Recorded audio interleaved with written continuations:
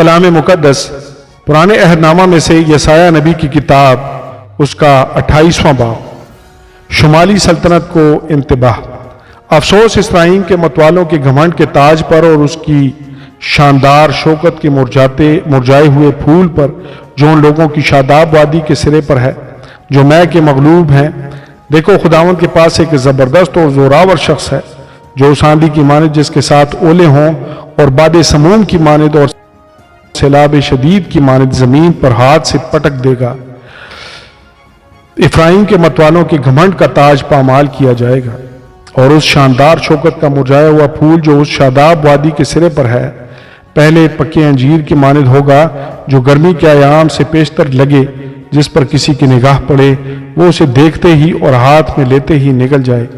اس وقت رب الافواج اپنے لوگوں کے بقیہ کے لیے شوکت کا افسر اور حسن کا تاج ہوگا، اور عدالت کی کرسی پر بیٹھنے والے کے لیے انصاف کی روح، اور پھاٹکوں سے لڑائی کو دفع کرنے والوں کے لیے توانائی ہوگا۔ یسایہ اور یہودا کے شرابی نبی، لیکن یہ بھی میخاری سے ڈگمگاتے اور نشہ میں لڑکھڑاتے ہیں۔ کاہن اور نبی بھی نشہ میں چور اور میں غرق ہیں۔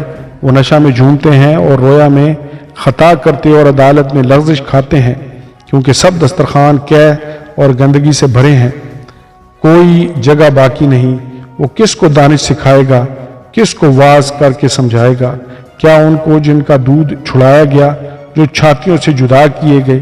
کیونکہ حکم پر حکم، حکم پر حکم، قانون پر قانون، قانون پر قانون ہے، تھوڑا یہاں تھوڑا وہاں۔ لیکن وہ بیگانہ لبوں اور اجنبی زبان سے ان لوگوں سے کلام کرے گا، جن کو اس نے فرمایا یہ آرام ہے۔ تم تھکے ماندوں کو آرام دو، اور یہ تازگی ہے، پر وہ شنوا نہ ہوئے۔ بس خداوند کا کلام ان کے لیے حکم پر حکم، حکم پر حکم، قانون پر قانون، قانون پر قانون، تھوڑا یہاں تھوڑا وہاں ہوگا، تاکہ وہ چلے جائیں اور پیچھے گریں اور شکست کھائیں اور دام میں پھنسے اور گرفتار ہوں۔ سیون کے لیے کونے کے سرے کا پتھر۔ پس اے ٹھٹھا کرنے والو، جو یروشلم کے اس باشندے پر حکمرانی کرتے ہو، خداوند کا کلام سنو، چونکہ تم کہا کرتے ہو کہ ہم نے موت سے عہد باندھا اور پاتال سے پیمان کر لیا ہے۔ جب سزا کا سیلاب آئے گا تو ہم تک نہیں پہنچے گا، کیونکہ ہم نے جھوٹ کو اپنی پناہ گاہ بنایا ہے اور دروغگوئی کی آڑ میں چھپ گئے ہیں۔ اس لیے خدا یوں فرماتا ہے، دیکھو میں سیون میں بنیاد کے لیے ایک پتھر رکھوں گا، آزمودہ پتھر، محکم بنیاد کے لیے کونے کے سرے کا قیمتی پتھر، جو کوئی ایمان لاتا ہے قائم رہے گا۔ اور میں عدالت کو سوت اور صداقت کو ساحول بناؤں گا، اور اولے جھوٹ کی پناہ گاہ کو صاف کر دیں گے، اور پانی چھپنے کے مکان میں پھیل جائے گا، اور تمہارا عہد جو موت سے ہوا منسوخ ہو جائے گا، اور تمہارا پیمان جو پاتال سے ہوا قائم نہ رہے گا۔ جب سزا کا سیلاب آئے گا تو تم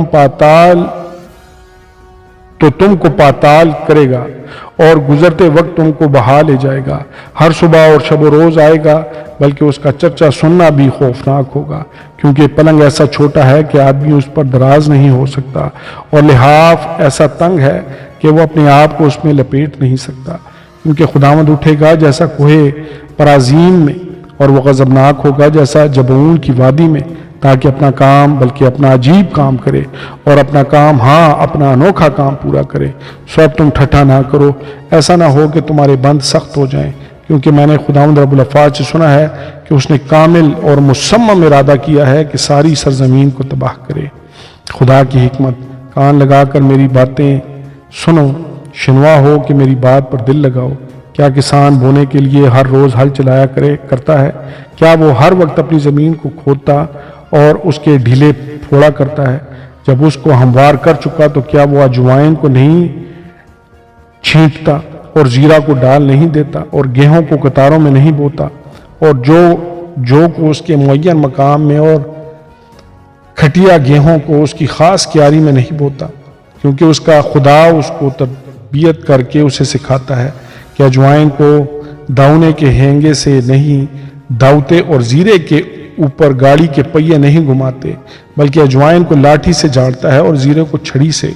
روٹی کے غلہ پر دائیں چلاتا ہے، لیکن وہ ہمیشہ اسے کوٹتا نہیں رہتا، اور اپنی گاڑی کے پہیوں اور گھوڑوں کو اس پر ہمیشہ پھراتا نہیں رہتا۔ وہ اسے سراسر نہیں کچلے گا۔ یہ بھی رب الافواج سے مقرر ہوا ہے، جس کی مصلحت عجیب اور دانائی عظیم ہے۔ آمین اور آمین۔